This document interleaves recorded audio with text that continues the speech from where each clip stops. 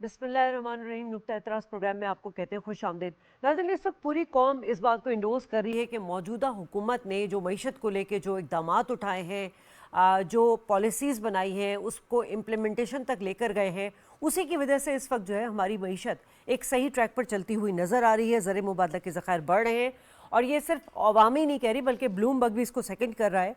और उनकी रिपोर्ट के मुताबिक पाकिस्तान में रेमिटेंसेस की मद में सिर्फ 5 माह में 34% इजाफा हुआ। और फाइनेंस मिनिस्टर मोहम्मद औरंगज़ेब साहब ये तवक्को भी रख रहे हैं कि रवा साल तरसीलात ज़र में 35 अरब डॉलर का इजाफा हो जाएगा। मगर क्या कीजिए जनाब कि पाकिस्तान तहरीक इंसाफ की बढ़ती हुई जो सियासी कशीदगी है वो एक तरह से मुल्की मईशत पर बुरी तरह असरअंदाज हो रही है।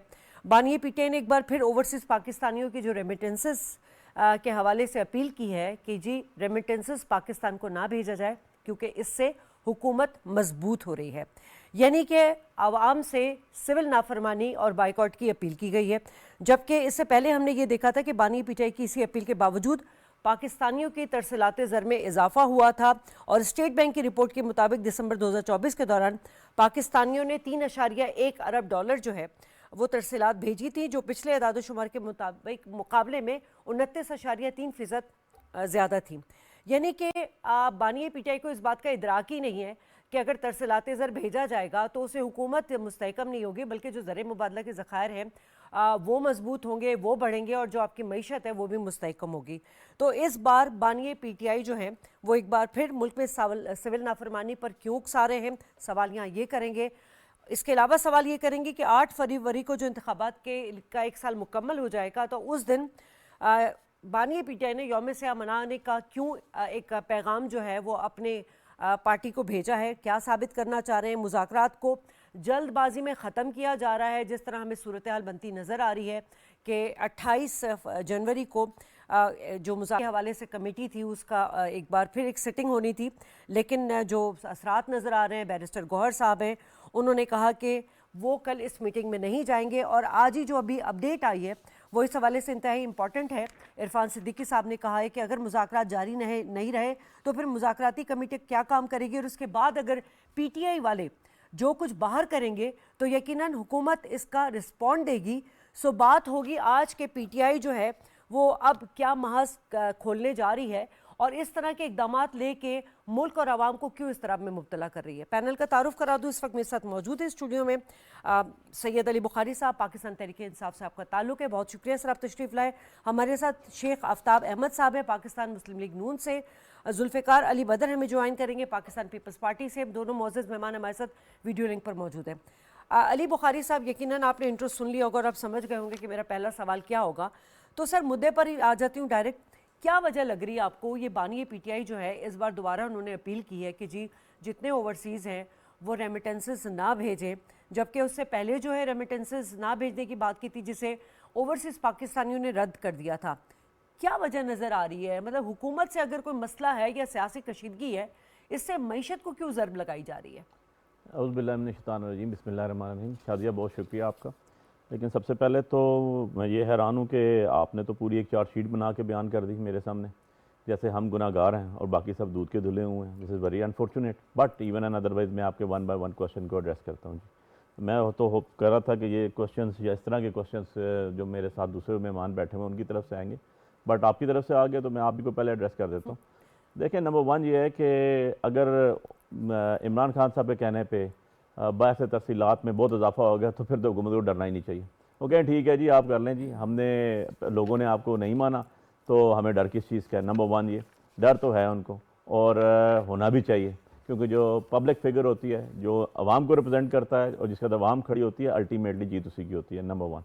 नंबर 2 चीज़ ये है कि आपने हमारी तो बड़ी भयानक पिक्चर बयान कर दी, but on the other side आपने हुकूमत की बहुत ज़्यादा, मैं कहता हूँ, कोई प्रोग्रेस शो कर दी। मुझे तो प्रोग्रेस नज़र नहीं आई। मुझे तो कोई बाहर जाके मार्केट से देख लीजिएगा कौन सी चीज़ सस्ती होगी, बिजली सस्ती हो गई है, गैस अवेलेबल हो गया सस्ती हो गया, पेट्रोल सस्ता हो गया, या आपको जो बाहर आपके दोस्त ममालिक ने कुछ 2 अरब डॉलर के करीब आपके अकाउंट्स में रखे हुए हैं इसके लिए, वो बेहतर हो गया, या आपके स्टॉक एक्सचेंज के अंदर नए कंपनीज का इजाफा हो गया। एब्सोल्युटली नहीं, ऐसा नहीं हुआ। Let me correct you first कि आप देखेंगे जो आपके स्टॉक एक्सचेंज का बड़ा शोर है, 1 बाय 1 चलते हैं। स्टॉक एक्सचेंज आपके 25 करोड़ की आबादी है आपकी, اور 4 لاکھ آپ کے اس کے اندر اکاؤنٹس ہیں، جو شیئرز ہیں جن کو میں کہتا ہوں، ان میں سے آپریٹو 1,40,000 ہیں، اور وہ آپریٹو ہیں جو سال میں صرف ایک دفعہ بھی اگر اس کو ہل جل ہو جائے نا اس کے اندر، تو اس کو کہتے ہیں میں اپنے جتنے فگرز دے کے جا رہا ہوں اور میں آئی ٹیک فل رسپانسبلٹی آف دیٹ. تو میننگ بائی کہ آپ کے رس ہے کہ جو پورے ملک کے اندر جو آپ کے اسٹاک ایکسچینج میں ایکٹیو شیئر ہولڈرز ہیں یا شیئر کمپنیز ہیں، وہ آپ کی رلا جلا کے 8,000 سے زیادہ نہیں بنتی، اور پچھلے 3 سال میں ایک کمپنی کا اضافہ نہیں ہوا. آن دا ادر سائڈ آپ اگر دیکھیں انڈیا کے اندر تو مور دین 200 کمپنیز کا ہر 6 مہینے بعد اضافہ ہو رہا ہے. اس کو پروگریس کہتے ہیں.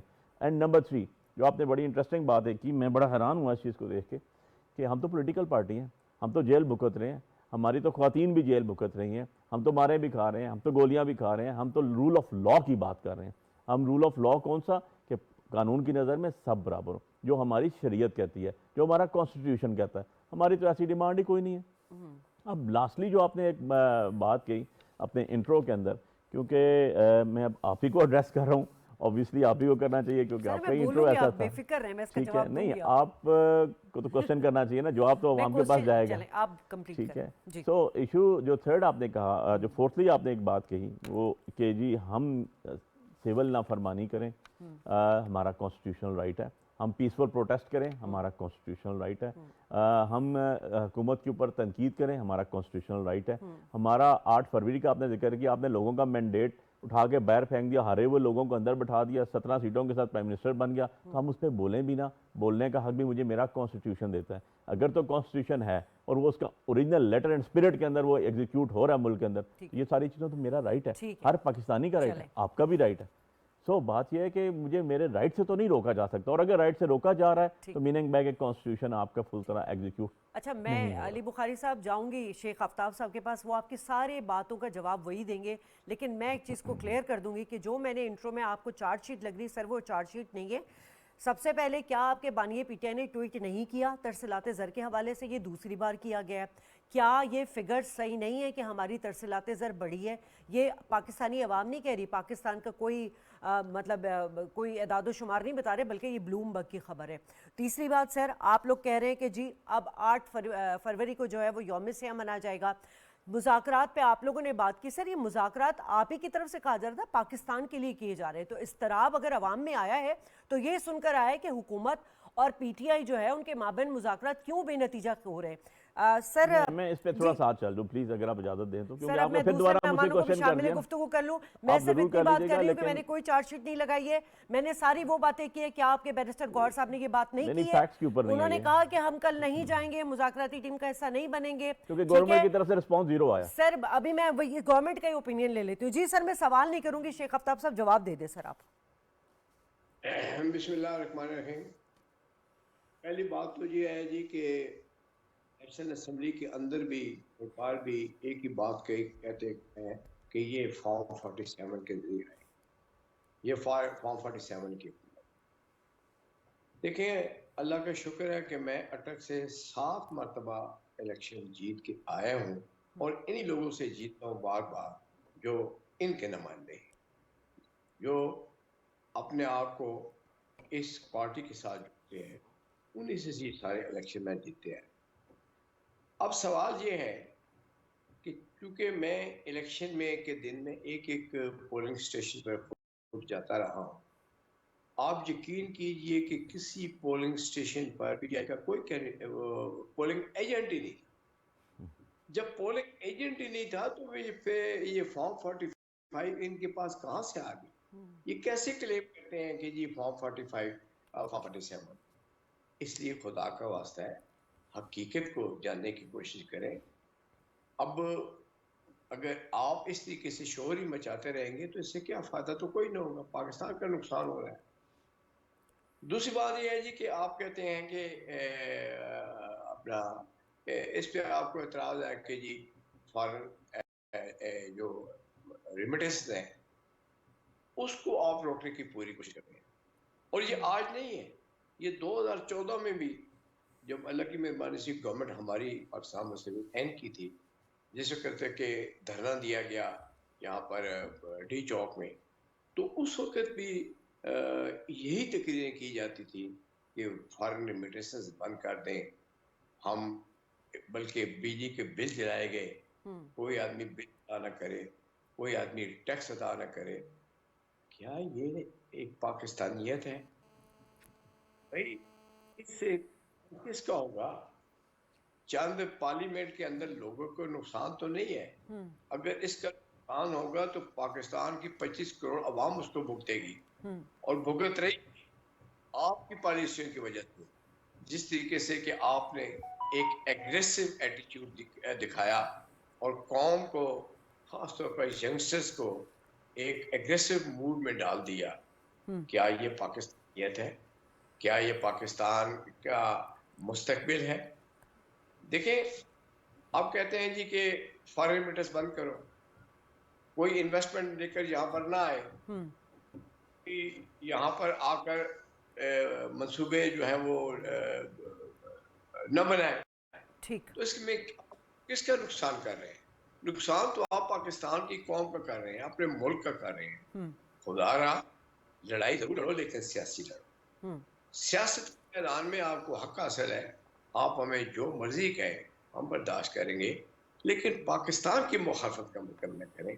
ठीक। इस मुल्क के करोड़ अवाम की आप मुखालफत न करें।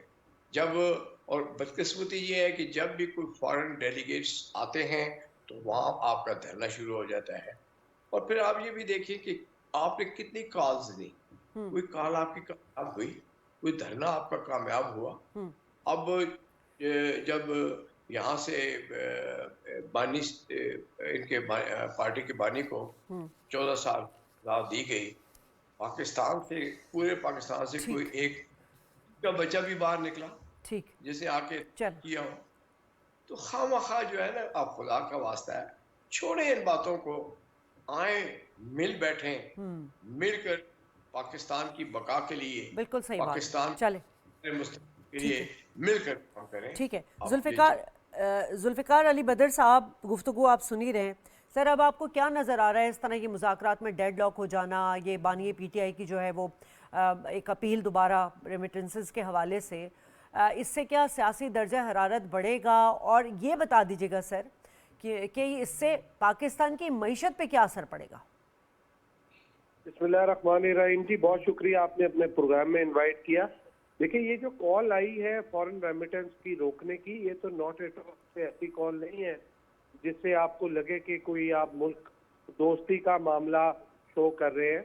आप तो ये ऐसी बात की है कि जिससे लगे कि आप मुल्क के नेशनल इंटरेस्ट के अगेंस्ट कॉल दे रहे हैं कि अगर मुल्क में कोई फॉरेन रेमिटेंस आती है या बाहर से कोई लोग अपनी पाकिस्तान के अंदर अपनी फैमिलियों को रेमिटेंस भेजते हैं, उनको रोकने का मतलब है कि आप चाहते हैं मुल्क का निज़ाम रुके। और मुल्क का निज़ाम रोकना पहले भी उनके एजेंडे में था। जब ये सड़कों पे आते थे, ये 100 कुछ दिनों का धरना करते थे, और उसके बाद फिर 9 मई की कॉल आई, 26 नवंबर की कॉल आई। बेसिकली एम ही यही है कि इनको समझ नहीं आ रही कि कैसे ये किसी तरीके से इस्टेब्लिशमेंट की कंधे पर सवार होके और इस्टेब्लिशमेंट से बात करके पावर में आ जाए। ये पॉलिटिकल इमेच्योरिटी है। खान साहब ने पहले भी कोई ऐसा काबिलियत और अहलियत का मुजाहरा नहीं किया। इस टाइम पे इनको चाहिए कि ऐसे एडवाइजर्स या ऐसे लोगों को मौका दें जो पॉलिटिकल मैच्योरिटी के साथ बातचीत करें और पॉलिटिकल स्टेक होल्डर्स के साथ बातचीत के जरिए मुल्क की चीजें जो है बेहतरी की तरफ लेके जाएं, ताकि मुल्क में पॉलिटिकल और इकोनॉमिक स्टेबिलिटी की तरफ मुल्क आगे बढ़े। यहाँ पे आप देखें कि जो इन्फ्लेशन की सूरत हाल है और दीगर मामलात हैं, फॉरेन रिलेशंस हैं, आपके नेबरिंग कंट्री के साथ रिलेशनशिप है, आपके पास इंटरनल और एक्सटर्नल चैलेंजेस ही बहुत ज्यादा है। इन सबको एड्रेस आप तभी कर सकते हैं जब मुल्क के अंदर आपके पास पॉलिटिकल और इकोनॉमिक स्टेबिलिटी होगी। और इसके लिए तमाम पॉलिटिकल स्टेक होल्डर्स को over and above the political and personal egos बैठ के पाकिस्तान और पाकिस्तान के अवाम के लिए एक ग्रैंड एजेंडा और एक ग्रैंड डायलॉग करना पड़ेगा और अपनी जाती अनाओं को, जाती और सियासी अनाओं को, एजेंडे को साइड पे रखना पड़ेगा। उसके बगैर अगर कोई ये समझे कि वो कॉल दे के मुल्क बाहर से आने वाली फॉरेन रेमिटेंस रोक दे, तो ये मुल्क दोस्ती नहीं है, ये मुल्क दुश्मनी है। आपको पाकिस्तान के एजेंडे पे काम करना है, आपको शो करना है کیا پاکستان سے مخلص ہیں, آپ پاکستان کے عوام کے ساتھ مخلص ہیں, اور اسی طرز کے اوپر پھر مذاکرات آگے چلیں گے اور چیزیں آگے بڑھیں گی. یہ ادروائز تو جو کام انہوں نے پہلے غلطیاں کی تھی, جیسے پنجاب اور کے پی کے اسمبلی توڑ دی, ایم این ایس کا استعفیٰ کروا دیا, وہ پولیٹیکل امیچورٹی کا ڈیسیژن تھا, ٹیسٹ کا ڈیسیژن تھا. اور ابھی بھی یہ جو ڈیسیژن کر رہے ہیں, جو کالز دے رہے ہیں, یہ فرسٹریشن اور ڈیسپریشن کی کال ہے, اور یہ کال پولیٹیکل ایجنڈا جو ہے وہ نہیں شو کرتی, پولیٹیکل میچورٹی شو نہیں کرتی. ٹھیک ہے علی بخاری صاحب, آپ نے میرے پہلے سوال کا جواب نہیں دیا تھا. میں نے آپ سے یہ پوچھا تھا کہ ریمیٹنسز آپ کی ملکی معیشت میں کیا کردار ادا کرتا ہے سر؟ اگر آپ لوگ یہ سمجھ رہے ہیں یا بانی پی ٹی آئی یہ کہتے ہیں کہ جی اس سے حکومت مضبوط ہوگی, تو ابھی تو میرے مہمانوں نے بھی بول دیا, پھر آپ ذرا جائیں گے دیکھیں گے بلوم برگ کی رپورٹ ہے, اسٹیٹ بینک کی ہے, یا اور بھی عالمی مالیاتی ادارے ہیں جو اس بات کو انڈوز کر رہے ہیں کہ جی پاکستان کی بہت بہتر نہیں ہوئی ہے لیکن صحیح ٹریک پر معیشت چل رہی ہے. آپ مجھے اتنا بتا دیجئے کہ ریمیٹنسز روکنے کے پس پردہ کیا وجوہات ہیں؟ دیکھیں شاید یہ بڑی سمپل سی بات ہے. جی میں نے پہلے بھی آپ کو ایک چیز انٹرپٹ کرنے کی کوشش کی. بات یہ ہے کہ نمبر 1 شیخ صاحب نے کہا, میرے بڑے محترم ہیں, آپ فارم 45 لے کر آ جائیں. جی میں نے تو اسلام آباد سے کنٹیسٹ کیا, 50,000 ووٹ سے جیت کے بیٹھا ہوں. میرے خلاف ٹریبونل نے کہا تھا لے آئے, مخالف جو بندہ 4تھے نمبر والا تھا, لیکن آج تک وہ لے کر نہیں آیا, اور اپلیکیشن دی کہ جناب ٹریبونلز کے اندر کیس نہ چلیں, اس کو ذرا بہت فاسٹ سپیڈ پہ چل رہے ہیں, جبکہ لاء کہتا ہے کہ 180 ڈیز میں ڈیسائیڈ ہونا ہے. تو آپ لے آئیں, پتہ چل جائے گا دودھ کا دودھ ہے, پانی کا پانی ہو جائے گا. 1 سال گزر گیا, پاکستان میں کسی بھی جگہ ٹریبونل نے ڈیسائیڈ نہیں کیا, اسلام آباد کی 3 سیٹوں سمیت, اور آپ کی طرف سے ڈیلے ہو رہی ہے ون آفٹر انادر. سو بات تو بڑی سیدھی سی ہے, اگر آپ سچے ہوتے تو آپ کہتے آ کے لے جائیں. آپ شادیہ کے پروگرام میں لے کر آ جائیے گا, میرے کاؤنٹر پارٹ ہو کے لے آئے, بیٹھ جائیں گے, یہاں پر ہی فیصلہ کر لیں گے قرآن کے اوپر رکھ کے. نمبر 1. نمبر 2 چیز یہ ہے, جو پاکستان کو مضبوطی چاہیے ہوتی ہے وہ پاکستان کی گورنمنٹ کرتی ہے, اور گورنمنٹ وہ ہوتی ہے جو for the people, of the people and by the people ہوتی ہے. جو کسی چور رستے سے آ کے گورنمنٹ میں بیٹھی ہے وہ کبھی اسٹیبلٹی نہیں کر سکتی. نمبر 3 شادیہ, جو آپ بات کر رہی ہیں, جو اکانومی کی بات کر رہی ہیں, میں آپ کو ایک پاکستان کے فیکٹس اینڈ فگرز بتا دوں. جو 1947 سے لے کے آج تک پاکستان نے آئی ایم ایف کی 24 اور اب یہ 25 ٹائم جو ہے اس کی ان سے پیکج ڈیل کرنے جا رہے ہیں, اس میں سے 16 دفعہ, اور ابھی ہوگی تو 17واں دفعہ, یہ مسلم لیگ نون کی گورنمنٹس میں آئی, ان بھائیوں کی گورنمنٹ میں آئی. پاکستان کی باقی ساری سیاسی پارٹیاں ایک طرف رکھ دیں, جو آمریت کا دور گزرا اس کو بھی ایک طرف رکھ دیں, ان سب کا 8 دفعہ آیا آئی ایم ایف پیکیجز, اور ان میاں صاحبان کی گورنمنٹ میں, پی ایم ایل این کی گورنمنٹ میں 16 دفعہ, اور اگر ابھی لیں گے 17 دفعہ آئے گا. اب تیسری چیز جو آپ نے کہی, تھوڑا سا میں آپ کو, کیونکہ ہسٹری کا اسٹوڈنٹ ہوں نا, آپ کو ایک چیز بتا دوں کہ یہ جو سول نافرمانی ہے یہ آپ کے کانسٹیٹیوشنل رائٹ کے اندر آتی ہے. جب آپ کا کانسٹیٹیوشنل رائٹ وائلیٹ کیا جاتا ہے تب آتی ہے, اور دنیا میں بڑی بڑی سکسیسفل رہی ہے. نمبر 1 1960s میں امریکہ کے اندر یہ سول نافرمانی کی تحریک چلائی گئی, جب سیاہ فام لوگوں کو بس میں بیٹھنے کے لیے جگہ کے لیے اسپیسیفک سیٹ کی جاتی تھی, اور وہ وہاں سے چلی, اور اس نے سارا کا سارا ریولوشن آیا, اور اس کے بعد چیز نہیں ہوئی. بیفور پارٹیشن کی بھی آپ کو بتاتا ہوں کہ گاندھی جی نے ایک سول نافرمانی کی تحریک شروع کی تھی, جب سمندر سے پانی خشک کر کے نمک بنانے کے اوپر جو ہے پابندی لگائی گئی تھی, اور چند لوگوں کے ساتھ 58 لوگوں کے ساتھ وہ چلے تھے, اور ودن فیو کلومیٹر لاکھوں کی تعداد میں ہو گئی تھی, اور اس کے اوپر سے الٹیمیٹلی گورنمنٹ کو اٹھانا پڑا. جب آپ ہمارا گلا دبائیں گے, ہمیں جینے کے حق بھی نہیں دیں گے, ہمیں سانس لینے کا حق بھی نہیں دیں گے. اور میں آپ کے پروگرام میں بیٹھ کے کہہ رہا ہوں, آپ صحافیوں کے طور کو یہ بتانا چاہتا ہوں کہ یہ جو پیپا نیا ایکٹ آ گیا, کل آپ کے تحت اگر یہ اپروو ہو جاتا ہے اور لاء بن جاتا ہے اور پریزیڈنٹ سائن کر دیتا ہے, تو آپ کل مجھ سے یہ کوسچن بھی نہیں پوچھ سکیں گے کہ یہ فارم 47 کے ہے کیا کہ کیا نہیں, کیونکہ کانسٹیٹیوشن رائٹ آ جائے گا. تو ہر چیز کو اگر آپ دبا دیں, گولیاں بھی ماریں, لوگوں کو زخمی بھی کریں, ماریں بھی, لوگوں کی اس طرح پامال کریں, اور کہیں بندہ بات بھی نہ کرے, ایسے نہیں ہوتا. یہ جمہوریت ہے, 2025 میں آپ جا رہے ہیں, آپ ملک کو یوں لے کے نہیں چل سکتے, آپ اپنے لوگوں کو, مخالفین کو بلڈوز کر کے نہیں جا سکتے. الٹیمیٹلی آپ گورنمنٹ میں بیٹھے ہوئے ہیں, الٹیمیٹلی جس طرح بھی آئے آپ پاور کوریڈورز میں بیٹھے ہوئے ہیں, آپ کو چاہیے کہ آپ 2 سٹیپ آگے آئیں. آپ کو چاہیے کہ کیونکہ آپ نے گورنمنٹ کا جواب ملک کے لوگوں کو جواب دینا ہے, آپ نے انٹرنیشنل ورلڈ میں ملک کو لے کر چلنا ہے, تو یو آر رسپانسیبل, آپ کے اوپر رسپانسبلٹی آئے گی, ہمارے پر نہیں آئے گی. تو آپ کا کام ہے کہ آپ آگے آئیں, نہ کہ آپ 10 دن 20 دن جو ہے وہ نیگوسیشن میٹرز کو پینڈنگ کرتے چلے جائیں, اور کہیں ابھی ہمارے ہاتھیوں کے پاس گیا اور وہاں سے آئے گا. This is not a chemistry, this is not a physics, this is a maths, 2 + 2 4. آپ کہتے ہیں 2 آپ کے مطالبات ہیں جی, آپ کہتے ہیں ہم نے 9 مئی کے, آپ نے کہا ہم نے 26 نومبر کر دیا, ہم کہتے ہیں جی آپ نے کر دیا, تو اوکے ایک ڈسپیوٹ ارائز ہو گیا نا, تو اس ڈسپیوٹ کے اوپر ایک کمیشن بنا دیں. تو باقی بات رہ گئی پروٹیسٹ کی.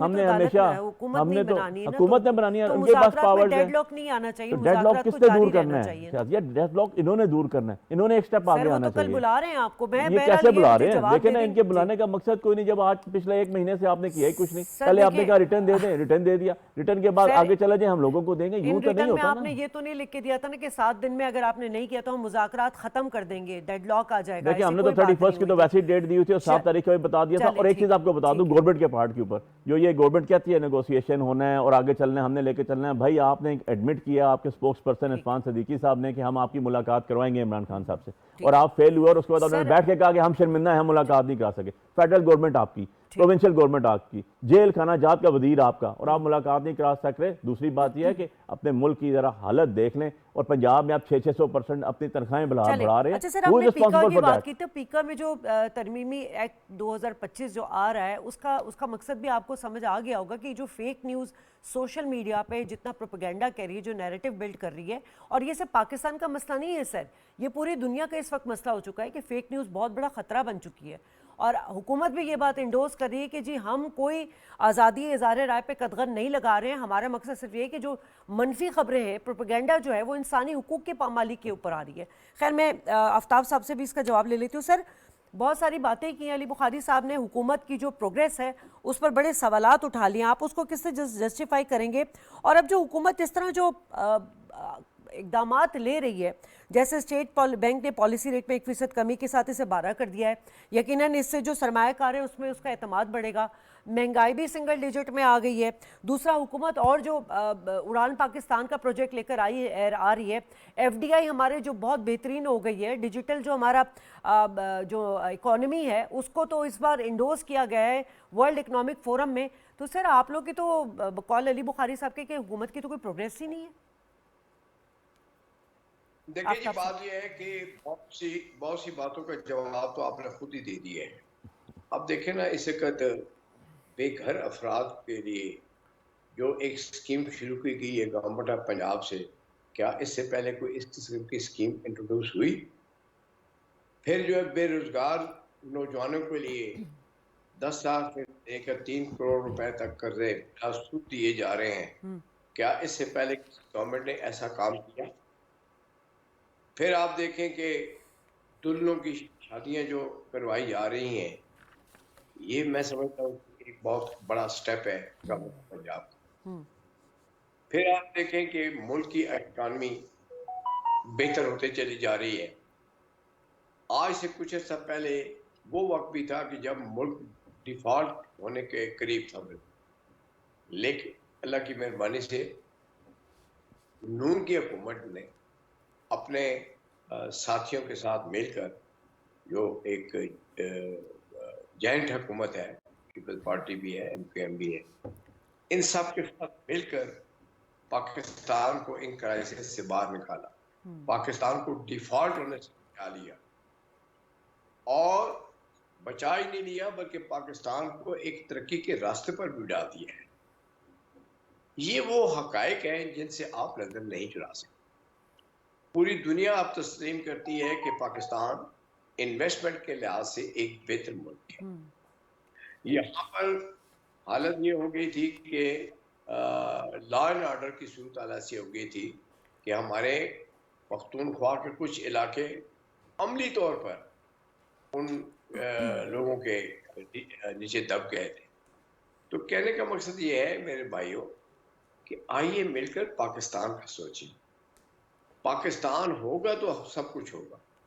اگر پاکستان کو خدا نہ خواستہ کوئی نقصان پہنچتا ہے تو پھر آپ کہاں ہوں گے اور ہم کہاں ہوں گے.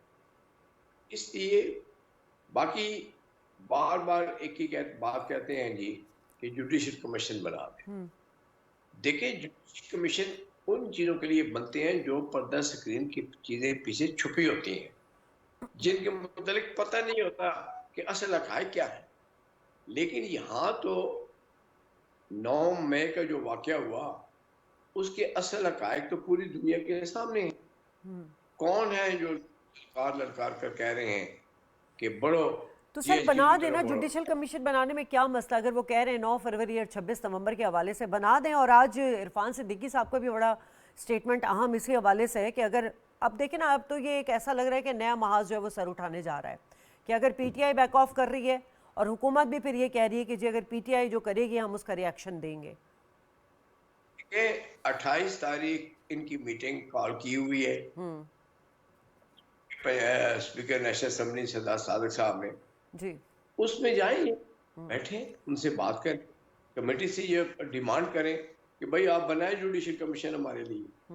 حالانکہ میری اپنی ذاتی رائے میں جوڈیشل کمیشن کی ضرورت نہیں ہے. اس لیے ضرورت نہیں ہے کہ ہر چیز عیاں ہے. کون ہے لوگ جو ہتھوڑے ہاتھوں میں لے کر دیواروں کو توڑ رہے ہیں، گیٹوں کو توڑ رہے ہیں، شہیدوں کے مجسموں کو توڑ رہے ہیں؟ وہ تو ویڈیو میں صاف صاف لوگ نظر آ رہے ہیں. اور جو لوگ گرفتار ہیں وہ بھی اسی بنیاد پر گرفتار ہوئے. تو کہنے کا مقصد یہ ہے کہ جوڈیشل کمیشن میں کیا ہوگا؟ وہ جو لوگ ہتھوڑے لے کر دیواریں توڑ رہے ہیں، گیٹ توڑ رہے ہیں، شہیدوں کے تابوت توڑ رہے ہیں، کیا وہ چیزیں چھپ جائیں گی اور کوئی اور چیز سامنے آ جائے گی؟ حقائق تو یہی رہنے ہیں، چاہے جوڈیشل کمیشن بنے نہ بنے. بہرحال اگر آپ بنوانے پر زور ہی دینا ہے تو 28 تاریخ کو اسپیکر پاکستان نیشنل اسمبلی بلائی ہوئی ہے میٹنگ، آپ ضرور جائیے. پیشہ ڈائلاگ کے ذریعے ہی معاملات طے ہوتے ہیں. بالکل آپ جائیں، اس میں بیٹھیں، ٹھیک. ریمانڈ کریں اور کوشش کریں. ہماری بھی کوشش یہی ہوگی کیونکہ ہمیں تو پاکستان بہت عزیز ہے. ہم نے ہمارے قائد نواز شریف صاحب نے 2017 میں پاکستان کو جہاں چھوڑا تھا، ہم چاہتے ہیں اگر وہاں تک بھی ہم پہنچ جائیں تو یہ ہماری بہت بڑی کامیابی ہے. ٹھیک ہے ذوالفقار صاحب، آپ کی پارٹی یقیناً ہم جب بھی اس کو تھوڑا ہسٹوریکل وے میں دیکھتے ہیں تو ہمیں ذوالفقار علی بھٹو اور بی بی شہید بے نظیر کے حوالے سے بڑا ہی ہمیں ایک کردار نظر آتا ہے. Democracy is the best revenge بی بی شہید کہتی رہی ہیں. لیکن سر آپ لوگ بھی تو احتجاج کرتے رہے ماضی میں، اور بالکل پاکستان تحریک انصاف کا بھی حق ہے کہ وہ احتجاج کرے. آپ لوگوں نے کبھی سول نافرمانی کی کوئی کیمپین چلائی یا اس طرح چڑھائیاں نہیں کی سر؟ کیونکہ یہ تو آئینی طور پر حق ہے ہر سیاسی جماعت کا. دیکھیں، ہماری پاکستان پیپلز پارٹی اور پیپلز پارٹی کی لیڈرشپ اس بات پہ بلیو کرتی ہے کہ ہر پولیٹیکل شخص کو، ہر پولیٹیکل پارٹی کو یہ رائٹ ہونا چاہیے کہ وہ اپنا جمہوری اور آئینی حق استعمال کرے اور جلسے جلوس احتجاج کرے. لیکن اس کے ساتھ ساتھ ہم یہ بھی سمجھتے ہیں کہ ایسا بھی ہونا چاہیے کہ کوئی بھی شخص یا سیاسی پارٹی قانون کو ہاتھ میں نہ لے. تو یہ بہت ضروری ہے کیونکہ یہ جو سول نافرمانی کی تحریک ہے یہ آزاد ملکوں کے اندر نہیں چلتی ہوتی. یہ ملک کی آزادی کے لیے، ملکوں کی آزادیوں کے لیے اب سول نافرمانی کی تحریک چلاتے ہیں. اور جو شخص ملک کے اندر رہتے ہوئے اپنے ہی ملک کو توڑنے کے لیے سول نافرمانی کی تحریک چلائے، وہ ملک کے ٹریٹرز ہوتے ہیں، وہ ملک کے غدار ہوتے ہیں. ایسے لوگ جو نہ پولیٹیکل قابلیت، نہ اہلیت، نہ قابلیت رکھتے ہیں، وہ ایسے آ کے باتیں کرتے ہیں کہ جی سول نافرمانی کی تحریک چلا دی جائے اور میں بجلی کے بل نہیں دوں گا، گیس کے بل نہیں دوں گا، اور اس کے بعد عوام کو بھی کہتے ہیں نہ دیں. آپ یہ کوئی کسی سے آزادی تو نہیں مانگ رہے ہیں انگریزوں سے یا کسی اور سے، آپ تو اس ملک کے اندر ہیں. ہم پیپلز پارٹی یہ سمجھتی ہے کہ اگر کسی کو رائٹ ہونا چاہیے جلسے جلوس کا، لیکن قانون کو ہاتھ میں نہ لے. آپ اپنا آواز اٹھائیں، آپ بالکل اپنے جدوجہد کریں، لیکن یہ نہیں ہے کہ ملکی سیاسی اور سرکاری فوجی تنصیبات پہ حملہ کر دیں. اپنے ہی ملک کے اندر آپ مذاق بنا دیں پوری دنیا کے آگے کہ ایک پولیٹیکل جماعت موجود ہے اور اس کے جماعت کے اندر ایسے لوگ موجود ہیں جو کہ باہر سے کسی دشمن کی ضرورت نہیں، وہ اپنے ہی ملک کے اندر اپنے ملک کو کمزور کرنے لگے ہوئے ہیں. اور یہ جو فورن ریمیٹنس کو روکنا، یہ بھی اسی سلسلے کی ایک کڑی ہے. آپ دیکھیں نا، عمران خان صاحب جب پاور میں آئے تو 8 ماہ تک انہوں نے کہا جی ہم آئی ایم ایف پہ نہیں جائیں گے. اس کے بعد جب یہ گئے تو انہوں نے آئی ایم ایف کے ساتھ ون سائیڈڈ ایگریمنٹ کیا. پاکستان کے اندر انہوں نے پرائم منسٹر ہاؤس کی بینچیں بیچ دیں، گاڑیاں بیچ دیں کہ جی پاکستان کے خزانے میں جو ہے وہ پیسے آئیں گے. پیسے آئے، اب یہ تو آپ خود ڈیسائیڈ کریں کہ کتنے پیسے آئے. फिर आपके IMF चला गया, PIA बंद हो गई, अमेरिका में बंद हो गई जाना, कनाडा में हो गई, UK में हो गई, यूरोपीय यूनियन में हो गई, आपका GSP प्लस बंद हो गया, आपकी फॉरेन पॉलिसी का डैमेज, चाइना CPEC पे नाराज हो गया, अमेरिका नाराज हो गया, यूरोपीय यूनियन GSP प्लस पे नाराज हुई, आपका बंद हो गया, टर्की आपसे नाराज हो गया, सऊदी अरेबिया और मिडल ईस्टर्न कंट्रीज आपसे नाराज हो गई। आप बताएं कि कौन सी ऐसी चीज इन्होंने नहीं की? 1 लाख नौकरी, 50 लाख घर की आवाज उठाई, कितनी नौकरियां दी, कितने घर बनाए? प्रैक्टिकली बताए ना, खाली जबानी कलामी आके ना बताए कि जी ये कर दिया। इन्होंने तो जर्मनी और जापान की सरहद मिला दी, साल के 12 मौसम गिनवा दिए। मुझे बताएं कौन प्रैक्टिकल लीडर साल के 12 मौसम और जर्मनी जापान की सरहद मिला? अली बुखारी साहब से आखिरी सवाल ले लूं सर, अब क्या आप लोग आगे सोच रहे हैं? मुज़ाकरात नहीं करेंगे तो मसाइल हल कैसे होंगे? कोई लचक आपकी जमात दिखाएगी अभी? शादिया देखें, मैं ज़ुल्फ़िकार भाई को 2 चीज़ें बता दूं। ज़ुल्फ़िकार भाई, बात यह है कि आपको याद होगा, हम तो तारीख़ के स्टूडेंट हैं, कि बेनज़ीर भुट्टो साहिबा ने, मरहूम शहीद बेनज़ीर भुट्टो साहिबा ने लॉन्ग मार्च भी किए, फ्लोर ऑफ द हाउस चोर चोर के नारे भी लगाए। 1990 की जो इलेक्शन हुए उसके बाद असगर खाल पटिशन चीख चीख के बोल रही है। तो बहुत सी चीज़ें ऐसी हैं जो आप लोगों ने की हुई हैं, आप लोगों को इसका बखूबी पता है, और आप लोगों के ख़िलाफ़ भी हुई हैं। सो इसलिए ये नहीं हो सकता कि मीठा मीठा हड़प और कड़वा कड़वा थू कर दें, ऐसी चीज़ नहीं होती। देखें शादिया, हमारे पास भी हैव नथिंग टू लूज़। आपने हमारी मैंडेट ले लिया, सीटें ले ली, इमरान खान साहब जेल में हैं, उनकी जोजा मोहतरमा जेल में है, हमारे टॉप लीडरशिप जेल में है। आपने ना इज़्ज़त, चारदीवारी, हर चीज़ का तकद्दुस पामाल कर दिया, बोलने की इजाज़त नहीं है। अभी आपने भी कह दिया थोड़ी देर पहले कि जी जो एक्ट आ रहा है वो छुपाने के लिए आ रहा है। भाई, बात लोगों को करने के लिए आ रहा है। इसी तरह का इस्लाह 2010 में भी की गई थी। ऐसा कुछ नहीं कहा सर, मैंने एक्ट के बारे में कहा है कि वो फेक न्यूज़ के लिए आ रहा है, फेक न्यूज़ के लिए आ रहा है। सोशल चले, मीडिया मैं पे इसी जो को रोक मनफी देता हूँ यहाँ खबरें पर। उसके लिए आ रहा है, आज़ादी इज़हार को कदगन मैं लगाने तो के लिए नहीं आ रहा। आपसे डिसएग्री करता हूँ, क्योंकि मैंने तो पढ़ा ना सारा उसका मतन, उसमें तो ये लिखा हुआ है कि किसी कॉन्स्टिट्यूशनल चीज़ के बारे में आप बात सर, भी नहीं कर 2022 सकती। में आप लोग भी लेकर आए हमने थे, ये कभी भी नहीं किया। आप लोग भी पीका ऐसा एक्ट पीका लेकर एक्ट आए सेक्शन 20 थे, में, जिसपे उस देखें वक्त के आपका क्वेश्चन सहाफियों आ ने गया ना चैलेंज किया था, इस्लामाबाद हाई कोर्ट जी, पे किया आपका था। क्वेश्चन आ गया, मैं उसको एड्रेस कर रहा हूँ। आपका सर, सेक्शन, हमने हमारे दौर में सेक्शन 20 में अमेंडमेंट आई थी। ठीक। ये पूरा एक्ट नया आ रहा है, जिसके तहत कल आप किसी भी कॉन्स्टिट्यूशन की बॉडी का कोई सवाल नहीं कर सकते। कल मैं आफ्ताब साहब को कह सकता हूं कि जी आपका फॉर्म 47 की तरह ये कहेंगे भाई आप पे पर्चा हो रहा है क्योंकि आपने कॉन्स्टिट्यूशन बंदा हूं, मैं कॉन्स्टिट्यूशन का राइट हूं, उसको लेकर आ रहे हैं। इस तरह चीजें नहीं आगे की कोई खबर दे दें मुज़ाकरात के हवाले मैं से, वही कल बात आप कर रहा लोग हूं। हमारे पास फ्लेक्सिबिलिटी दिखा रहे हैं। देखें शादिया, मैंने आपको बड़ा कैटेगरिकली एक चीज बताई, ठीक, वो ये थी कि हमेशा हुकूमत को पहल करनी चाहिए। आज पिछले 1 महीने से आपके पास चीजें पड़ी हुई हैं, हम हर जगह कह रहे थे, उन्होंने बुला रहे हैं, आप नहीं बुला रहे हैं, उनके बुलाने की बात नहीं है, उनके पास इतनी अथॉरिटी नहीं है कि वो मुलाकात करा सकें। अब बात यह है कि हमारे पास भी अब नथिंग टू लूज, हम आ जाएंगे दोबारा रोड पे, आप फिर गोलियां मार देना, यही हो सकता है ना। हमारे पास तो जाने ही है देने के लिए, अब इससे ज्यादा तो और कुछ रह नहीं गया। लेकिन देखिए सर, ये मुज़ाकरात ना किसी एक शख्स के लिए नहीं, ये मुल्क के लिए और आवाम के लिए। और दूसरी चीज एक और मैं बता दूं, ये जो मुल्क की बात हो रही है, हमारा मुल्क है ये, हम इस मुल्क के शहरी हैं, हमारा इसके अंदर स्टेक है, हमारा मेफेयर में कोई लैंड नहीं है, हम बाहर के किसी जगह पे नहीं रहते। मैं मरना भी जाए, दफन भी जाए। तीनों मुअज़्ज़ज़ मेहमानों का शुक्रिया अदा करना चाहूँगी, और यकीनन मुल्क की तरक्की के लिए जो सियासी इस्तेहकाम बहुत ज़रूरी, मुज़ाकरात सिर्फ वर्द वाहिद के लिए नहीं है, किसी सियासी जमात के लिए नहीं, पाकिस्तान के लिए। ब्रेक लूँगी नाज़रीन, ब्रेक के बाद वापस आऊँगी तो बड़ा इंपॉर्टेंट हमारी डिस्कशन होगी कि ट्रंप के जो दूसरे सदारती दौर का आगाज़ हुआ है और एक डिबेट चलती रही कि मिडिल ईस्ट के हवाले से उनकी क्या पॉलिसी होगी।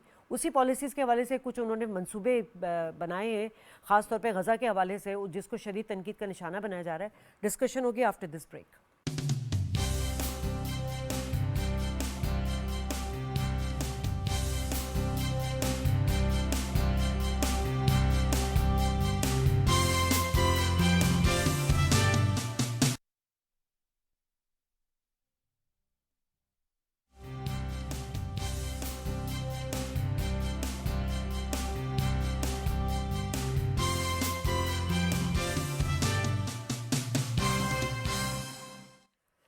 वेलकम बैक नाज़रीन। जिस तरह के डोनाल्ड ट्रंप के दोबारा सदर मुंतखब होने के बाद उनकी कई जाविये से जो है पॉलिसीज़ का जायज़ा लिया जा रहा है, लेकिन स्पेसिफिकली जो मिडिल ईस्ट का जो एक फ़ॉरेन पॉलिसी है उस पर बड़ी डिबेट हुई, तसव्वुराती जायज़ा लिया गया, उस पर तो हम बात करेंगे। लेकिन इस वक्त जो डोनाल्ड ट्रंप का जो एक इक़दाम है जिसमें उन्होंने इस वक्त गज़ा को जो एक तरह से तामीराती काम के हवाले से जो उन्होंने एक मंसूबा बनाया है कि फ़लस्तीनियों को उनकी सरज़मीन से बेदखल कर दिया जाएगा और उसके बाद जो है उनको दोबारा वापस बुलाया जाएगा, लेकिन इस तरह की कोई क्लैरिटी नज़र नहीं आई है। और इस फैसले पर, इस मंसूबे पर जो है वो अरब लीग का भी एक शदीद रद्द-ए-अमल आया, उसे मुस्तरद कर दिया गया है। इसी हवाले से हम बात करेंगे। जावेद सिद्दीक साहब हमारे साथ मौजूद हैं, तज्ज़ियेकार। बहुत शुक्रिया सर, आप तशरीफ़ लाए। हमें से ज्वाइन कर चुके हैं फैज़ रहमान साहब, सीनियर तज्ज़ियेकार हैं, आपको भी वेलकम कहते हैं फैज़ साहब। बहुत शुक्रिया। फैज़ साहब, क्या नज़र आ रहा है कि जब हम बात करते हैं गज़ा में फ़लस्तीनियों के हवाले से, तो हमने देखा कि 15 माह तक मतलब एक मौत और तबाही का मंजर हमें नज़र आया, मगर उन्होंने ये सब कुछ बर्दाश्त किया सिर्फ अपनी सरजमीन के लिए। अब ट्रम्प की ये तजवीज़ कि वो तामीर नौ की आड़ में एक मंसूबा बना रहे हैं और वहाँ से फ़लस्तीनियों को निकालना चाह रहे हैं, इस पर आपकी क्या राय है?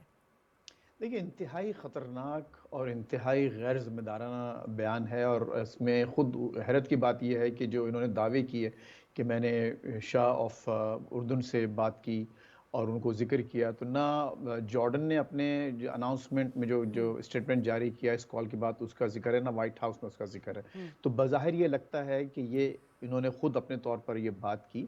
लेकिन देखिए, इसलिए ख़तरनाक इसलिए है कि बहरहाल वो सदर हैं अमेरिका के, और सदर के मुंह से निकलने वाले अल्फाज जो हैं वो पॉलिसी का रूप धारते हैं सूनर और लेटर।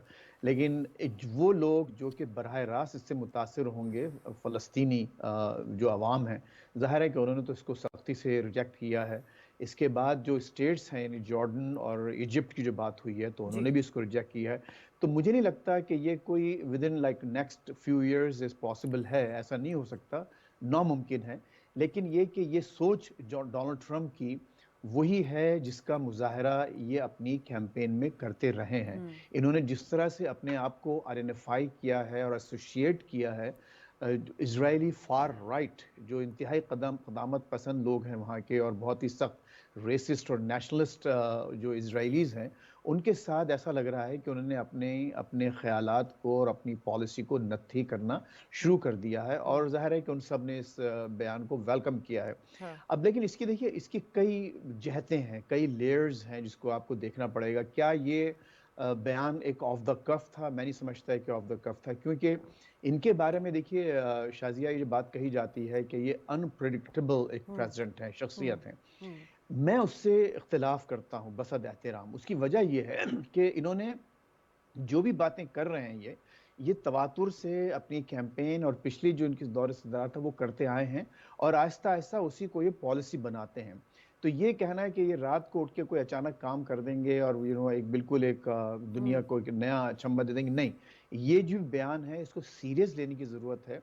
इसको ये ना समझा जाए कि ये एक ऑफ द कफ है, और जैसे मैंने आपसे अर्ज़ किया कि एक ये तसलसल और तवातुर के साथ ऐसी बातें उनके सामने लोगों की बातें यहाँ पर आ रही हैं। देखिए, इमिग्रेशन पे लोगों ने इनको थोड़ा सा लाइट लिया कि इन्होंने कहा कि मैं जो पहले दिन जब अपनी 2015 में इन्होंने अपनी कैंपेन का ऐलान किया था, तो मैक्सिकन जो यहाँ इमिग्रेंट्स हैं, स्पेशली अनडॉक्यूमेंटेड इमिग्रेंट्स, उनके बारे में कहा कि ये रेपिस्ट हैं, क्रिमिनल्स हैं। और आज आप देखिए कि पहले दिन यानी ट्यूसडे को उन्होंने हल्फ लिया, और उसी दिन से बाकायदा डिपोर्टेशन शुरू हो गई। और आज जो बड़े बड़े शहरों में बाकायदा लोगों को राउंड अप किया जा रहा है और उनको तैयारों में बिठा के मिलिट्री प्लेन्स में बैठ के भेज, तो इनकी किसी बात को लाइट ना लिया जाए। आई होप कि मुस्लिम दुनिया और स्पेशली जो अरब अवाम हैं, अरब ममालिक हैं, इसको सिर्फ एक ऑफ द कफ या एक दीवाने की बड़ समझकर नज़रअंदाज ना करें, और अभी से कोई ऐसे स्टेप्स लेना शुरू करें कि जो इस पॉलिसी या अगर ये एक वाकई पॉलिसी बनती है अमेरिका की। लेकिन एक अच्छी बात यह है फिलहाल कि अभी भी as of right now America की जो पॉलिसी है वो 2 स्टेट की पॉलिसी है, यानी वहाँ पैलेस्टीन एक separate independent Palestinian state, end of course the Israeli state. ठीक है तो जावेद ये साहब, एक चीज़ बहरहाल जी आप क्या समझ रहे हैं जावेद साहब कि ये मंसूबा जो है वैसे तो फ़लस्तीनियों के हक़ और वजूद के मुनाफी है, नज़र आ रहा है बिल्कुल। हमास ने और फ़लस्तीनी अथॉरिटी ने भी इसे मुस्तरद कर दिया है, लेकिन ट्रम्प गज़ा को खाली कराने की क्यों ख्वाहिशमंद है? मैं समझता हूँ कि प्रेसिडेंट ट्रंप जो है और उनके जितने पेशरो सदूर रहे हैं, ये तसव्वुर अब इसको तक़वियत मिलती जा रही है कि ये सब के सब अमेरिकन प्रेसिडेंट्स जो है ये प्रो इज़राइल हैं, और ये इसराइल को और उसकी हुकूमत को जो एक्सट्रीमिस्ट होते हैं उनको सपोर्ट करते आए हैं, और अपनी इलेक्शन कैंपेन्स में भी वो ये कहते आए हैं कि वो इसराइल के साथ खड़े हैं। تو صدر ٹرمپ کا یہ بیان لوگوں کے لیے کوئی اچنبے کی بات نہیں ہے، حیرت کی بات نہیں ہے، کیونکہ وہ میں سمجھتا ہوں کہ اسرائیل کے ساتھ کھڑے ہیں، اور انہوں نے جو یہ تازہ اعلان کیا ہے کہ ان لوگوں کو جو غزہ میں بے گھر ہوئے ہیں، تباہی اور بربادی کا شکار ہوئے ہیں، ان کو وہاں سے مصر میں اور اردن میں ان کو بسایا جائے گا. تو یہ بہت ہی خطرناک منصوبہ ہے، اور اس کے پیچھے جو محرکات ہیں وہ یہ ہیں کہ یہ جگہ خالی کر دی جائے، اور آئندہ کے لیے کوئی ریزسٹنس یا کوئی کسی قسم کی مزاحمت یہاں سے اسرائیل کے خلاف نہ ہو، اور کوئی اور تنازع نہ کھڑا ہو، اور یہ علاقہ جو ہے، اور یہ اس سے بعض جو لوگ ہیں جو اس منظر پہ نظر رکھتے ہیں، وہ سمجھتے ہیں کہ یہ ایک گریٹر اسرائیل کا بھی ایک منصوبہ ہے کہ یہ علاقے آہستہ آہستہ ہڑپ کر لیے جائیں. آپ نے دیکھا کہ غزہ کا پورا علاقہ، لبنان میں فوجیں اس وقت اسرائیل کی ہیں. اس کے علاوہ اسرائیل جو ہے وہ مختلف علاقے جو ہے وہ ہڑپ کرنا چاہتا ہے. ویسٹ بینک کے اوپر وہ تھریٹ کرتا رہتا ہے ان کو بھی. تو یہ ایک بڑا خطرناک منصوبہ ہے. اچھی بات یہ ہے کہ عرب لیگ نے اور فلسطینیوں کی تنظیموں نے اس کو مسترد کر دیا ہے، اور تمام مسلمان ممالک جو ہیں وہ صدر ٹرمپ کے اس منصوبے کو شک و شبہ کی نظر سے دیکھتے ہیں کہ اگر یہاں سے غزہ کے لوگ جو ہیں وہ چلے گئے، جو ڈسپلیسڈ لوگ ہیں، جن کے گھر تباہ ہو گئے ہیں، جن کی اسکول تباہ ہو گئے ہیں، جن کے ہاسپٹلس تباہ ہو گئے ہیں، جن کا روزگار ختم ہو گیا ہے، ان کو اگر آپ بزور بازو اور زبردستی ایجپٹ میں، مصر میں اور اردن میں اور دوسرے علاقوں میں بسائیں گے تو اس کی کیا گارنٹی ہے کہ کل وہ واپس آئیں گے. تو یہ علاقہ جو ہے دراصل اس منصوبے کے پیچھے یہ سوچ ہے کہ اس علاقے کو خالی کرایا جائے اور یہاں پر یہودیوں کو بسایا جائے، اسرائیلیوں کو بسایا جائے. اس سے پہلے آپ نے دیکھا کہ فلسطینی جو لوگ تھے ان کی زمینوں پر زبردستی قبضے کر کے، اور جو سیٹلرز ہیں، جو لوگ اسرائیل کے شہری ہیں، یہودی ہیں، ان کو زبردستی بسایا گیا ان زمینوں پر جو کہ فلسطینیوں کی زمینیں تھیں. میں سمجھتا ہوں کہ یہ منصوبہ عرب دنیا، فلسطین اور مسلمان ممالک کبھی اس کی حمایت نہیں کریں گے، اور اس کی مزاحمت کی جانی چاہیے. یہ ایک ایسا منصوبہ ہے جس کا مطلب یہ ہے کہ اسرائیل کو آئندہ کے لیے کوئی مسئلہ کھڑا نہ ہو اس کے لیے. اور جو دو ریاستی حل ہے، یہ ٹھیک ہے کہ امریکہ اپنی پالیسی کے اعتبار سے دو ریاستی حل کی بات کرتا ہے، یورپ کے ممالک بھی کرتے ہیں، لیکن ابھی تک کوئی ٹھوس اقدام اس کے لیے نہیں کیا گیا. اور سارے کا سارا علاقہ غزہ کا اگر اسرائیل کو دے دیا گیا اور کچھ اور علاقے دے دیے گئے تو آپ نے دیکھا کہ انہوں نے اپنی فوج جو ہے وہ جولان کی جو علاقہ ہے اس تک پہنچا دیا اسرائیل نے. تو میں نہیں سمجھتا کہ یہ ہمارے فلسطینی بھائی جو ہیں ان کے ساتھ کوئی انصاف ہوگا، ان کے ساتھ کوئی ان کی ہمدردی ہے. اور ایک خبر اور بھی ہے کہ بہت خوفناک قسم کے تباہ کن بامز جو ہیں، تازہ ترین یہ ہے کہ وہ صدر ٹرمپ نے منظوری دے دی ہے کہ اسرائیل بھیج دیے جائیں، ایسے بامز جن کے پھٹنے سے ہزاروں اور سینکڑوں لوگ چند منٹوں میں لقمہ اجل بن جائیں گے. تو ان کی پالیسی جو ہے وہ بڑی ہی افسوسناک ہے. فیض صاحب، اب یہ جو غزہ میں واپس آنے والے لوگ ہیں ان کے گھر تباہ ہو چکے ہیں. آپ کو یاد ہوگا کہ یو این نے بھی ماضی میں ایک رپورٹ شائع کی تھی کہ یہ 15 ماہ کی جو جنگ تھی، جو اسرائیل نے ظلم و تشدد کا نشانہ بنایا، شہید کیے، عمارتیں تباہ کی، 60% سے زائد عمارتیں، یہ میں ماضی کی آپ کو بتا رہی ہوں، اب تو پتہ نہیں کتنی اور زیادہ ہو گئی ہوگی. almost 90%. یہ کتنا بڑا چیلنج ہوگا. اور دوسرا یہ بھی مختصراً بتا دیجیے گا، سیز فائر چونکہ اب دوسرے مرحلے میں دوسرے ہفتے میں داخل ہو چکا ہے، مگر ابھی بھی ہم دیکھ رہے ہیں کہ معاہدے میں رکاوٹیں ہیں. جی دیکھیے، اس میں ایک اگر تھوڑا سا جسے یہاں محاورتاً جو کہا جاتا ہے if you cut some slack to President Trump، ان کا جو ہی از اے بلڈر. بنیادی طور پر نیو یارک میں ان کا کام یہ تھا کہ عمارتیں بنانا، بلڈنگیں لینا. تو وہ ایز اے بلڈر انہوں نے یہ کہا کہ اگین میں ان کا ایک پرسپیکٹو دینے کی کوشش کر رہا ہوں کہ وہ یہ چاہتے ہیں کہ یہاں سے ان لوگوں کو نکال کے ٹیمپرریلی کہیں آباد کیا جائے، پھر اس پورے علاقے کو ریبلڈ کر کے ان لوگوں کو واپس لیا جائے، شارٹ ٹرم میں یا لانگ ٹرم میں. اب ظاہر ہے کہ اس کے اندر کے جو مضمرات ہیں وہ لوگ بڑے سمجھ رہے ہیں کہ یہ اور خطرناک بات ہو سکتی ہے، کیونکہ ایسا ہو چکا ہے۔ ہاں نغبہ جو 1948 میں تقریباً آلموسٹ 1 ملین ٹھیک فلسطینیوں کو نکالا گیا تھا، 1967 میں پھر فلسطینیوں نکالا گیا، تو یہ ایک ایسا موقع یہ سمجھ سکتے ہیں۔ اور اسرائیلی رائٹ جو فار رائٹ ہے، وہ جو دائیں بازو کے جو لوگ ہیں، وہ جس طرح سے اس پہ بغلیں بجا رہے ہیں اور اچھل ٹھیک کود کر رہے ہیں اس منصوبے پہ یا اس پروپوزل پہ، تو لگتا یہ ہے کہ یہ خطرناک ہے، اور اس کو اسی انداز سے مسلمانوں کو یا اس خصوصاً عربوں کو، عرب ٹھیک ممالک کو ضرور دیکھنا چاہیے۔ اب یہ ہے کہ دیکھیے اب یہ اس پہ کتنا عرصہ لگے گا بلڈ کرنے میں، کیا لوگ وہاں برداشت کر سکتے ہیں رہنا پورے دوران؟ ٹھیک تو یہ تو hundreds of billions of dollars کی بات ہے، اور بالکل غالباً جو لوگ کہہ رہے ہیں کہ 50-60 سال لگ سکتے بالکل ہیں اس ایسے پورے کئی دہائیاں لگ جائیں گی۔ دوبارہ انفراسٹرکچر کو۔ جی ہاں، ٹھیک ٹھیک ہے فیض صاحب، آپ کا بہت شکریہ، جاوید صاحب آپ کا شکریہ، پروگرام کا وقت ختم ہوا، کل پھر آپ سے پروگرام میں ملاقات ہوگی، اللہ نگہبان۔